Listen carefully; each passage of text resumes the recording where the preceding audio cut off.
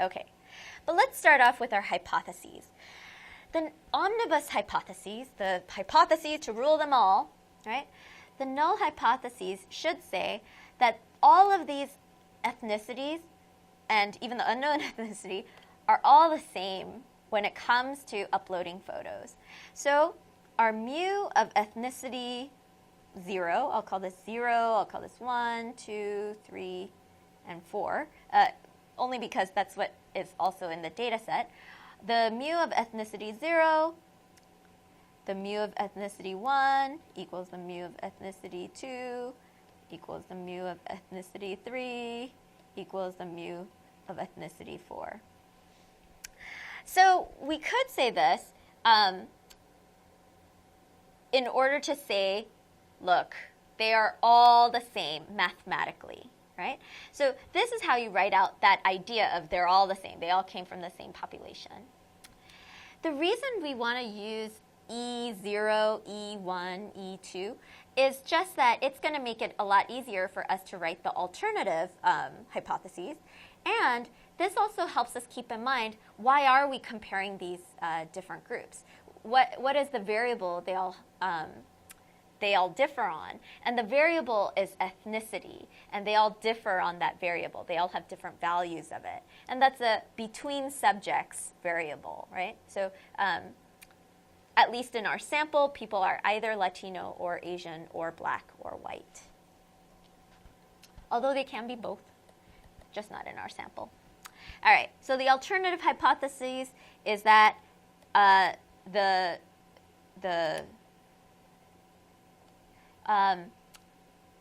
mu sub e's are not all the same. So the mu sub e's, not all same, not all equal.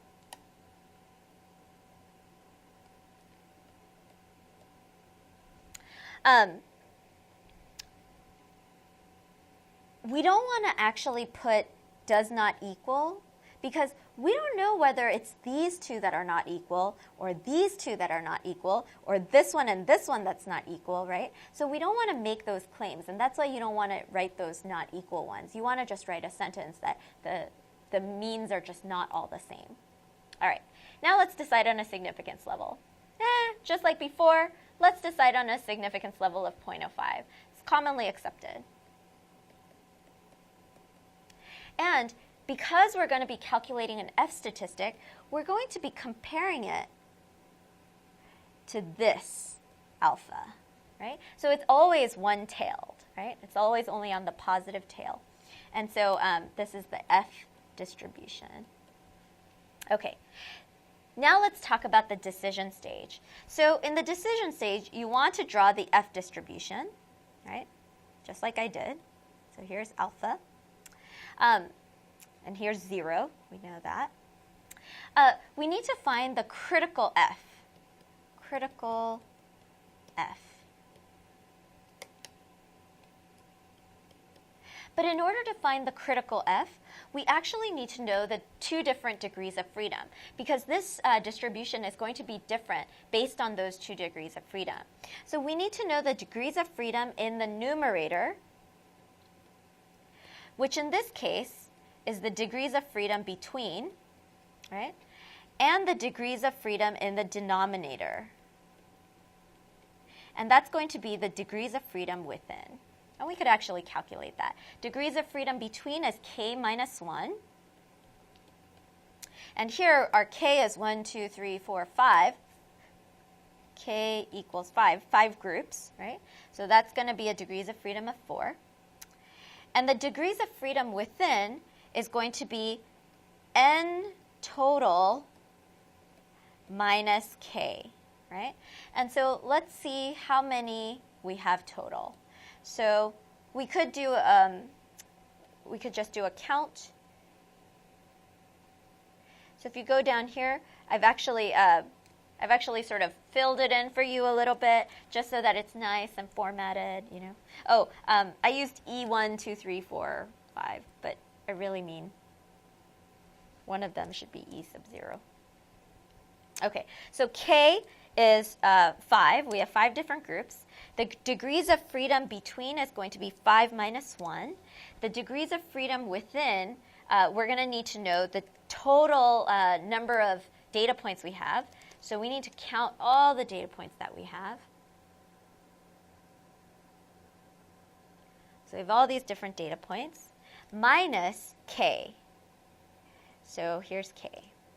So that's 94. So apparently we have 99 people in our sample. So then we could find the critical F. Now, once you have the degrees of freedom between and the degrees of freedom within, here, just to remind you, this is the numerator, and this is the denominator, degrees of freedom. Once we have that, you can look it up in the back of your book. Look for the F distribution chart or table, and you need to find one of the, either the columns or the rows. Usually the columns will say degrees of freedom numerator, and then degrees of freedom denominator, and then you could use both to look up your critical F at alpha of 5%. Or you could look it up in Excel. And the way we do that is by using finv, because fdist will give you the probability. Finv, you put in probability, and you get the F value. So the probability is 0.05. It's only one-tailed, so we don't have to worry about that. The first degrees of freedom it's looking for is the numerator one. And the second degrees of freedom it's looking for is the denominator one. And so when we look at that, we see 2.47 to be our critical F. So our critical F is 2.47, okay? And so we need an F value greater than that or a P value less than 0.05 in order to reject our null hypothesis that they're all the same. They all come from the same population. Okay, so so step 4 in our same question, we need to calculate the sample statistic as well as the p-value. So in order to calculate the sample statistic, we need to calculate F, because F is the only test statistic that will help us rule out our omnibus hypothesis. And remember, that's going to be the variance between over the variance within. And once we get our F, then we could find the p-value at that F. So what is the probability of getting an F value that big or bigger, right, given that the null hypothesis is true? And we want that p-value to be very small. Okay, so let's go ahead and go to our examples. Example 1. And here I've already put in these formulas for you.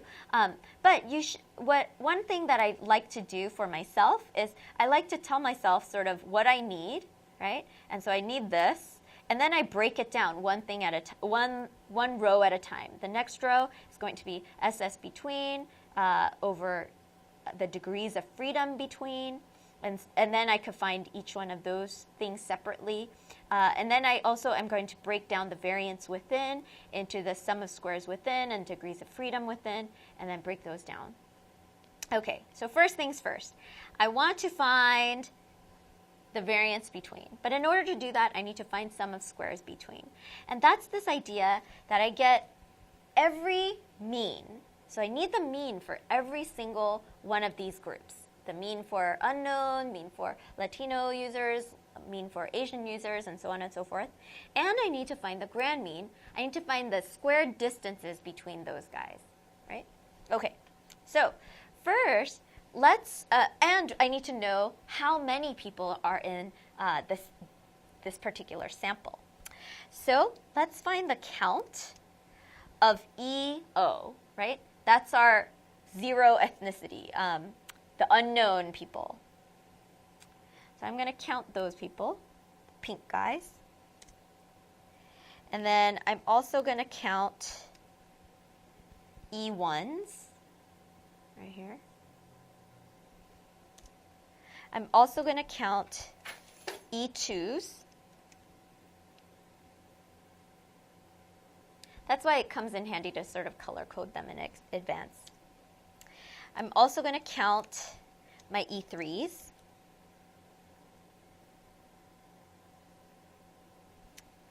And finally, I'm going to count my E4s.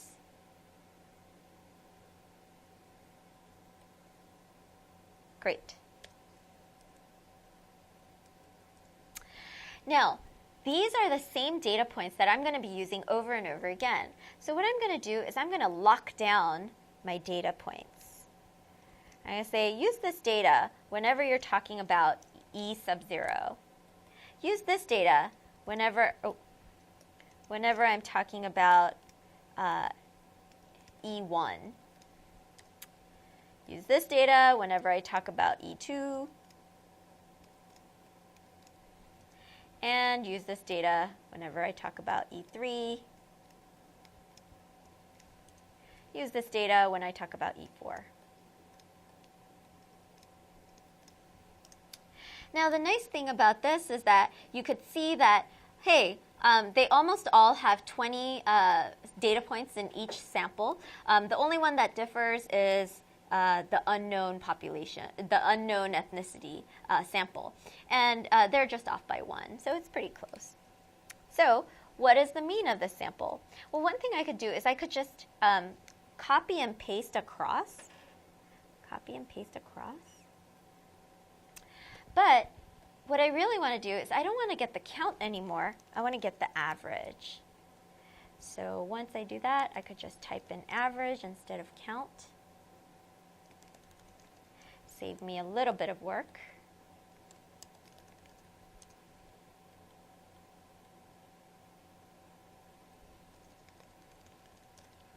And I find all these different X bars, the X bar for 0, 1, 2, 3, and 4. Now let's find the grand mean. The grand mean is going to be the mean for everybody. So that's going to be the average for every single data point that we have. All of these guys.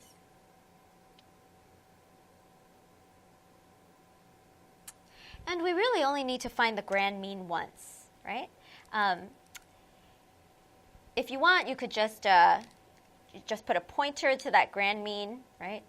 And then copy and paste that down. It should be the same grand mean over and over again. Or you could just refer to this top one every single time. All right. So now let's put together our n times the distance squared before we add them all up. Okay? So we have n times the distance, x bar minus the grand mean. And then let's square that. And that's a huge number, right? A lot of variance. Right? And now we're going to sum them all up. Oops. So equal sign, sum. And I want to sum all of these up. And I get this giant number, 8 million something, something, something, right? It's a huge number. Okay. So once I have that, I can just put a pointer here. I just put an equal sign and then I point to this sum, right? And that's really the sum of squares between. I don't want to type it over again, right? Okay, what about degrees of freedom between? Have I already found that? Yes, I have. I've found it up here, right? So I'm not going to calculate it again. I'm just going to point to it. Once I have these two, now I could get variance between groups, right?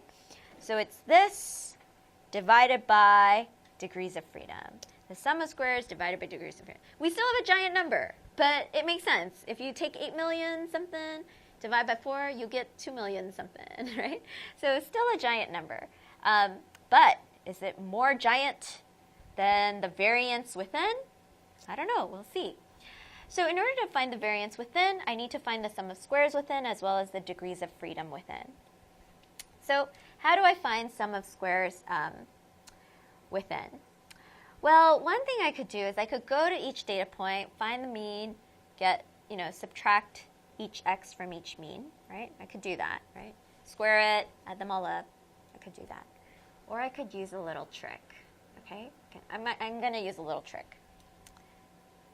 So just to remind you, so here's my little trick. So remember, the variance of anything, right? So variance is going to be sum of squares divided by n minus 1, right? Remember that? Remember that, right? So if I find variance, right, and I multiply it by n minus 1, I could get my freaking sum of squares, right? So if I wanted sum of squares, I could do variance times n minus 1, right? I could use that trick if I use Excel. So here's what I'm going to do. I'm going to find the variance. Oh, first it might be easier if I copy these, right? Just so that I don't have to go and select those cells again. If I find the variance of this, right? And then I multiply it by n minus 1. I have n minus 1. Boom! I get my sum of squares, right? I'm just working backward from what I know about variance. So I'm going to do that same thing here. I'm going to get my variance and multiply it by n minus 1. Get my variance, multiply by n minus 1. Oops, I can't write n. I need to select n minus 1. Get my variance, multiply by n minus, I keep writing it, n minus 1. Finally, variance, multiply by n minus 1. Now, obviously you don't have to do this. You could go ahead and actually compute sum of squares for each set of data, but that would take up a lot of room and take up way more time. So if Excel is handy to you, then I really highly recommend this shortcut. And then we would just want to sum all these guys up. Sum up all these sum of squares, and we get this giant number. We get, wow, we get 42,600,000 something, right? Really big, right? So our sum of squares within, really large number. But our degrees of freedom within is also a larger number than our degrees of freedom between, right?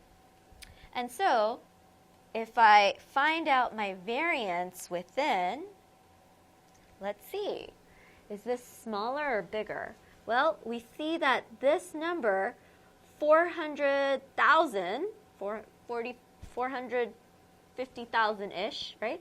That's a smaller number than 2 million, right? So that's looking good for our F statistic. So our F statistic is the variance between divided by the variance within. And we get 4.48. And that's quite a bit larger than our critical F of 2.46. And I've forgotten to put a place for p-value, but let's calculate the p-value here, right? So in order to calculate p-value, we put F dist, and we put in the F value, and the degrees of freedom for the numerator, as well as the degrees of freedom for the denominator. And we get p equals 0.002, which is quite a bit smaller than 0.05. So that's a good thing. So in step 5, we reject the null. Woohoo! Does it tell us which group is different, or if multiple groups are different from each other? Nope. We just know that the groups are not all the same. That's all we know.